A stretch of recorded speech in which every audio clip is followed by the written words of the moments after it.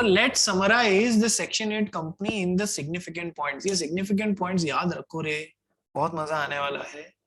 और इस बार के लिए Section 8 कंपनी इंपॉर्टेंट है, ध्यान रखना। इस बार के एग्जाम के लिए फॉर्म्स आने वाले हैं आप लोगों के फरवरी में। बोल रहे हैं कि रिजल्ट डिक्लेयर हो जाएगा 14-15 फरवरी के आसपास, ऐसा सुनने में आ रहा है। और उसके हाथों हाथ बाद आप फॉर्म्स भर पाएंगे, तो रेडी रहिएगा, अपनी अपनी तैयारियां रखिएगा। सेक्शन 8 कंपनी सिग्निफिकेंट पॉइंट्स पढ़ वही Krishna. Section 8 company formed for the promotion of commerce, arts, science, religion, charity, protection of environment, sports, etc. ये अपन पढ़ ही चुके हैं किन किन पर्पसेस के लिए फॉर्म कर सकते हैं। आगे एटसेट्रा है, इसलिए बहुत बड़ी बातें हैं। ठीक है, आगे second point. Requirement of minimum share capital does not apply. जैसा कि प्राइवेट कंपनी में था, जैसा कि पब्लिक कंपनी में था, जैसा कि ओपीसी में था, कोई मिनिमम रिक्वायरमेंट नहीं है शेयर कैपिटल या पेड अप कैपिटल की। कितने से कितने कम रुपए में भी आप खोल सकते हैं। Third point. Uses its profits for the promotion of the objective for which formed. It cannot take its profit out in the form of dividend. It has strictly to use its profit towards promotion of the objectives for which it is formed. जिस purpose के लिए बनाई गई है उसी purpose के लिए profit use लेना है। तो सर एक बात तो क्लियर हो गई, चैरिटेबल कंपनी या नॉट फॉर प्रॉफिट कंपनी का मतलब ये नहीं कि आपको प्रॉफिट नहीं कमाना है। उसका मतलब ये प्रॉफिट तो कमा सकते हो सर, पर यूज कहाँ करना है ये इंपॉर्टेंट है। Next point. Does not declare dividend to members. इसके ऊपर एक क्वेश्चन भी करा दिया आपको। Next. Operates under a special license from central government. ये बहुत इंपॉर्टेंट है। सेंट्रल गवर्नमेंट इशू करता है सर, रजिस्ट्रार नहीं इशू करता है।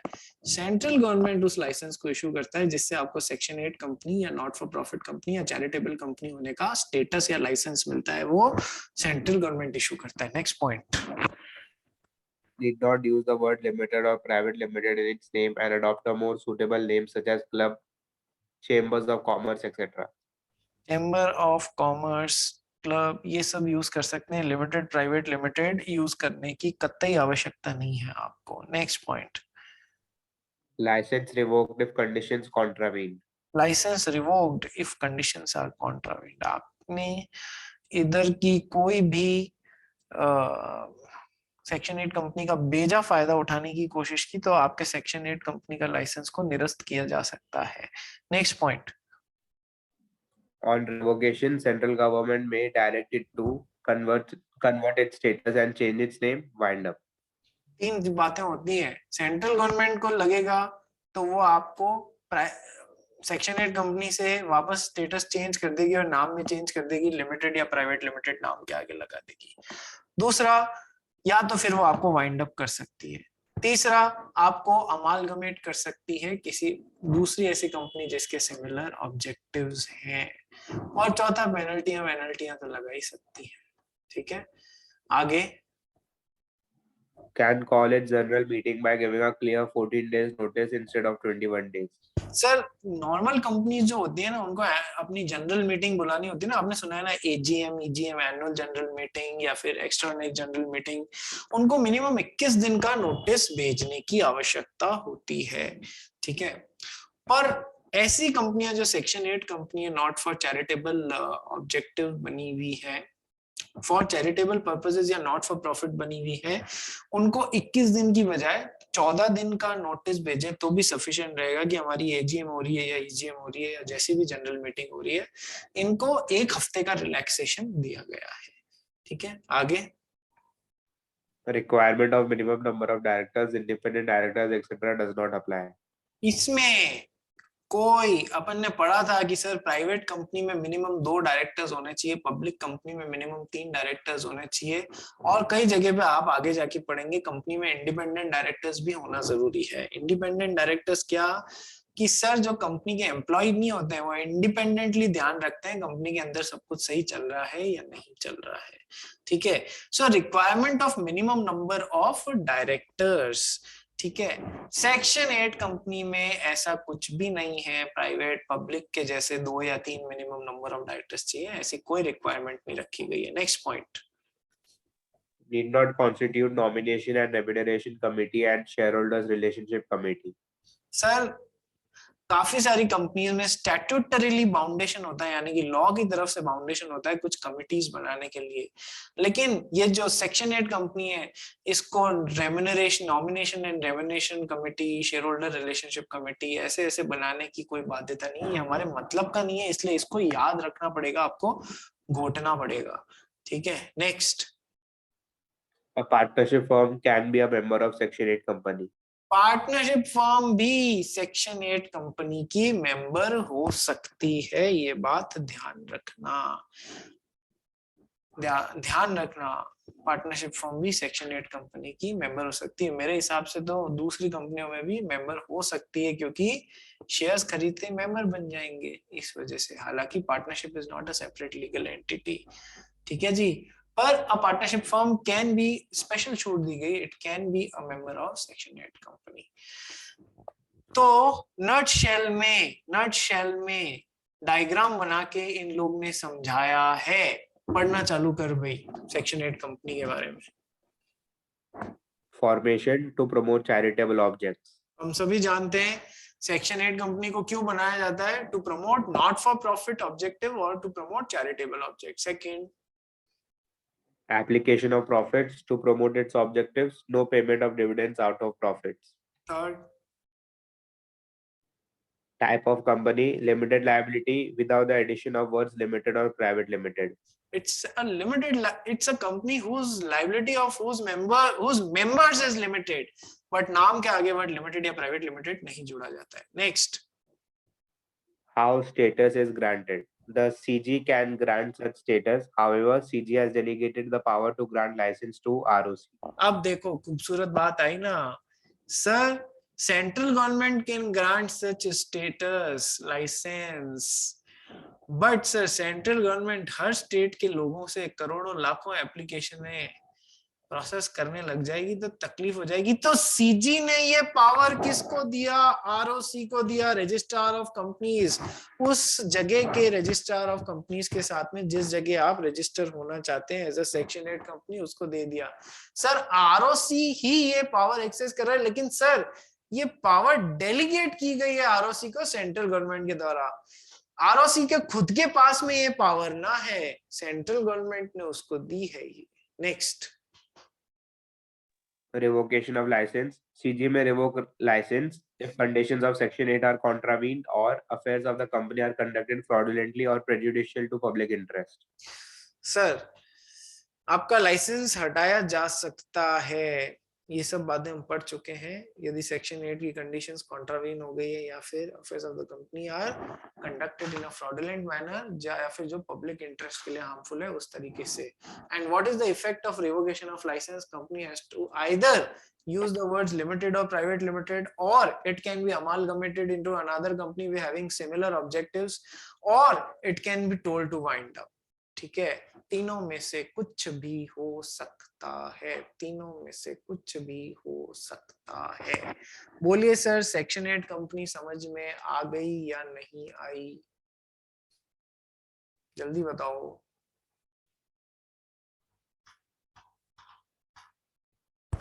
हाँ मानस अग्रवाल बोलिए। सर एक बार कंपनी को मतलब रिवोक कर दिया उसके बाद वो वापस अप्लाई कर सकते हैं सेक्शन 8 कंपनी बनने के लिए? एक बार कंपनी से ये लाइसेंस छीन लिया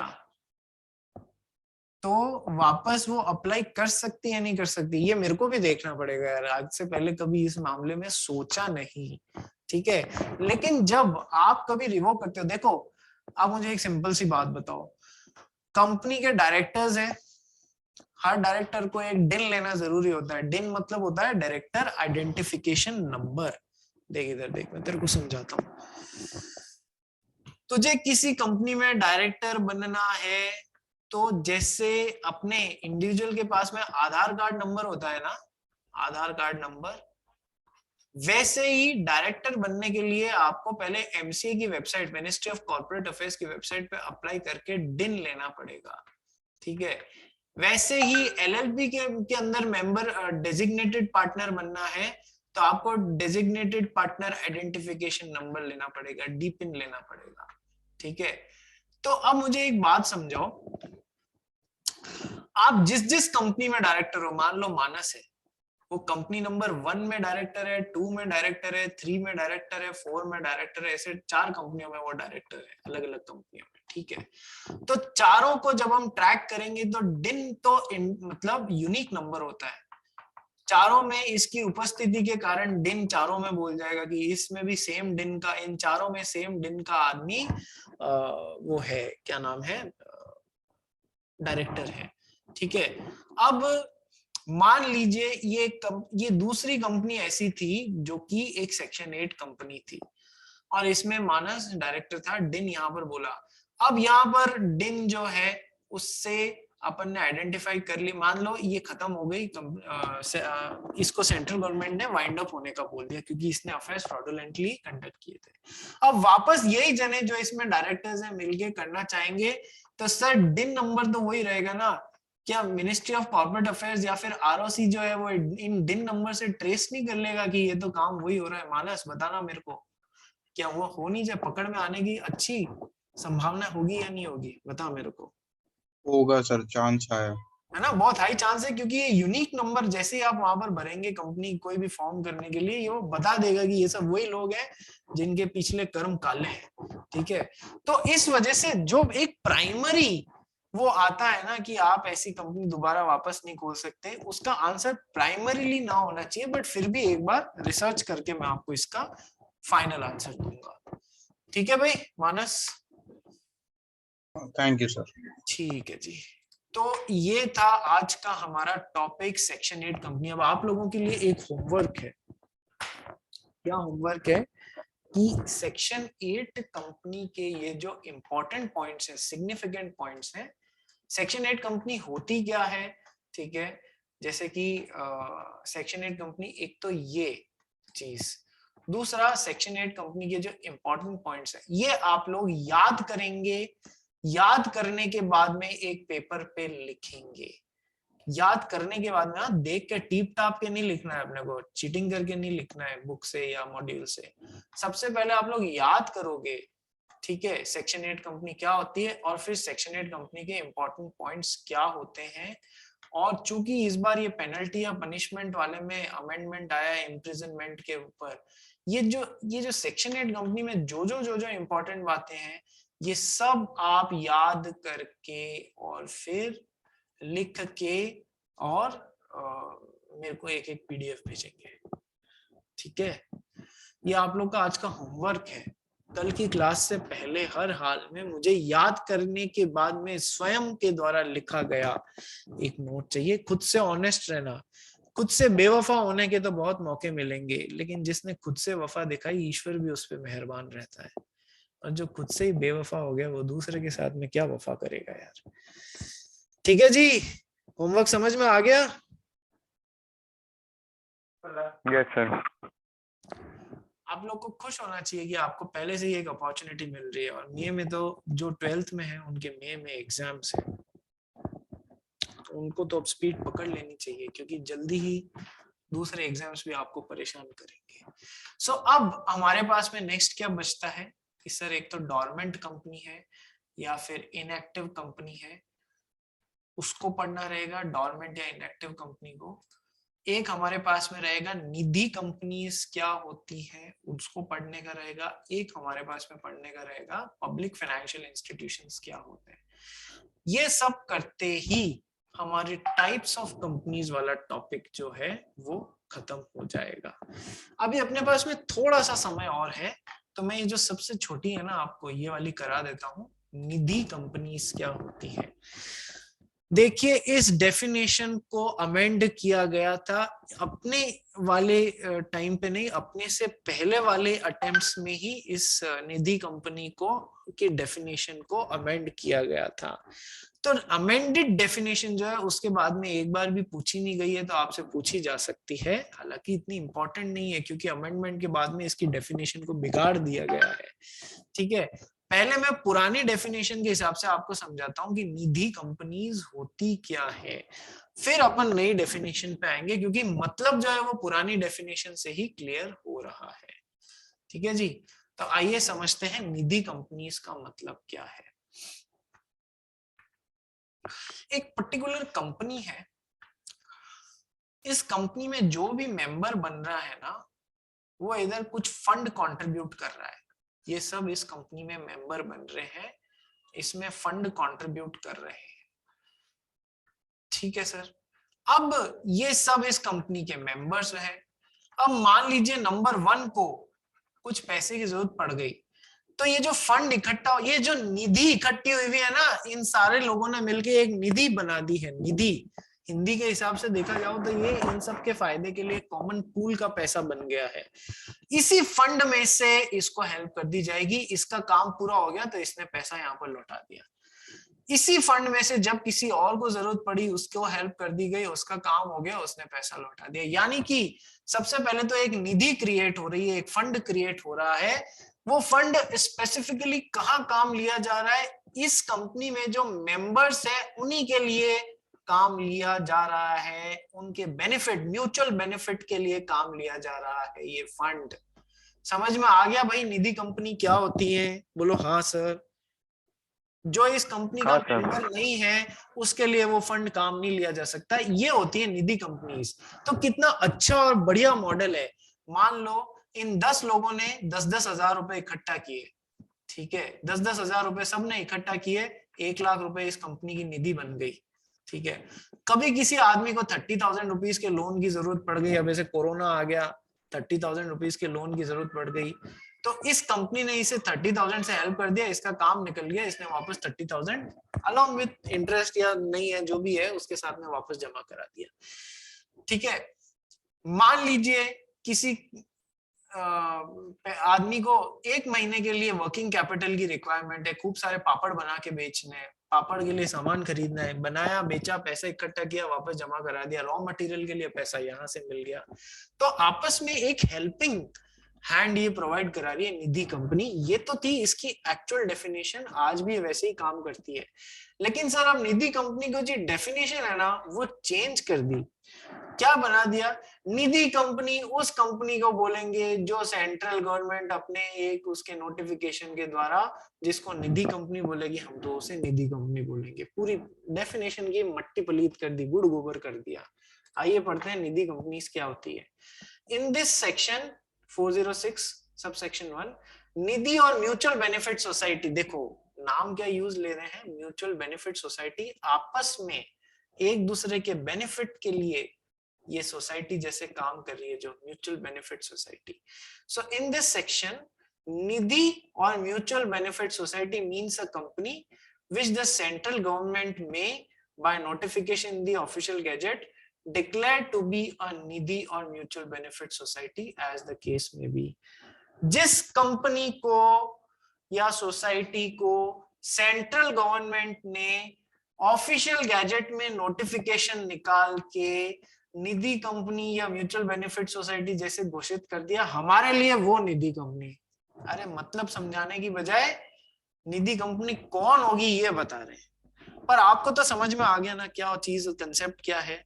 तो अब आपको निधि कंपनी समझाने के लिए है तो दोनों समझाना, जो मैंने समझाया वो भी म्यूचुअल बेनिफिट सोसाइटी वाला पॉइंट, और निधि कंपनी कौन होती है, विच द सेंट्रल गवर्नमेंट में by notification and official gazette declare to be a Nidhi company और अ म्यूचुअल बेनिफिट सोसाइटी। बोलो कर लोगे निधि कंपनी? Yes sir. तो अब हमारे पास में डोरमेंट कंपनी, इनएक्टिव कंपनी, दो तो ये समझनी बाकी रह गई, एक पब्लिक फाइनेंशियल इंस्टीट्यूशन, तीसरा ये समझने का रह गया। ये तीनों अपन कल करते हैं। और उसके बाद में एक कंपनी को कैसे रजिस्टर या इनकॉर्पोरेट किया जाता है उस तरफ बढ़ जाएंगे धीमे धीमे हम। अभी थोड़ा टाइम लगेगा लेकिन धीमे धीमे हम पहुंच जाएंगे इस कंपनीज एक्ट की समाप्ति की ओर। फिर क्लासिफिकेशन ऑफ कैपिटल, पिछली बार क्वेश्चन आ गया इसमें से, इसलिए इतना इंपॉर्टेंट भी नहीं, और मैं तो वैसे भी नहीं पढ़ाऊंगा आपको ये कि एक कंपनी की कैपिटल किस किस तरीके से क्लासिफाई हो सकती है। सर नॉमिनल कैपिटल या ऑथराइज्ड और registered capital, issued and subscribed capital, क्या आपको ये सब पता नहीं है? Paid up capital, called up capital, क्या आपको ये सब पता नहीं है? रे सबको सब कुछ पता ही है और पिछली बार इस पे क्वेश्चन भी आ चुका है, इसलिए ये वाला पार्ट आप लोग खुद पढ़ लेना, ये मैं नहीं कराने वाला हूँ इस बार के लिए, इतना इंपॉर्टेंट भी नहीं है ये।